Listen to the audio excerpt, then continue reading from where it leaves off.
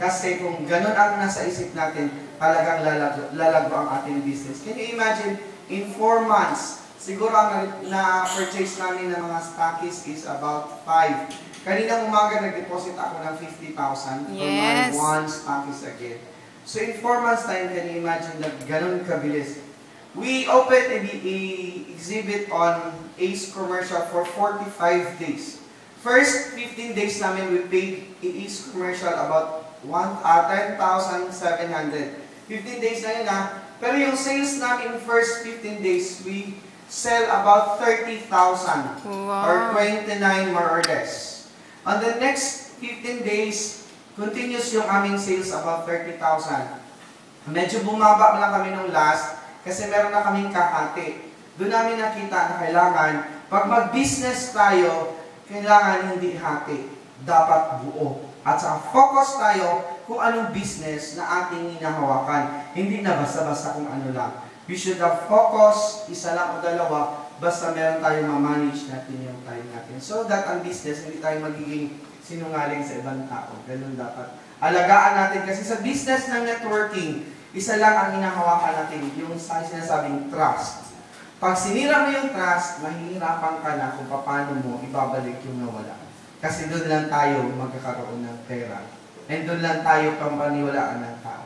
So, thank you for coming tonight and hope that it is not the first, but it is the beginning of Nutribis International here in Coronadal. Last thing, on our first BOM, nasa Casa Chema. During that time, ako palabas-pasok lang ako kasi I'm not interested with the business. Pero, after na binigyan ko ng panahon, so ganito kaganda ang Wala pa tayong BOM na nangyari, pero yung members sa downline lang namin, sa group lang namin, aside ka Ma'am Cherry, we're about 40 downlines for almost 4 months pa lang tayo. Palakpakan natin ng Nutribis International. Kasi ang maganda, pagdating ng cheque mo, hindi ka tulad ng ibang network na parang magpag-clearing niya matagal pa. Pagdating ng cheque, kahit i-over the counter mo, pag sa Jensen kasi, walang bawas na 200. Doon sa may lalim ng Sydney Hotel, pag nagpa-encash ka doon, walang bawas yan. Pero dito sa Coronadal, 200 talaga every cheque. Kaya ginagawa namin, pumunta kami doon sa Jensen para walang bawas.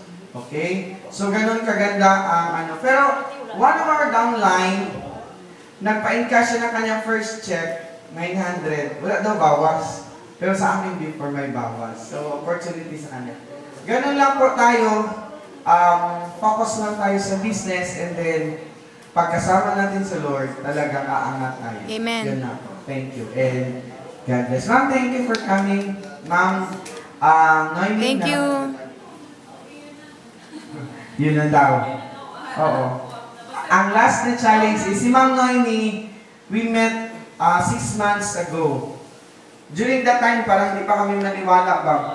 Pero last na nakita kami, laway ako nung nakita ko ang kanyang kotse. Hindi ako nakatulog buong gabi.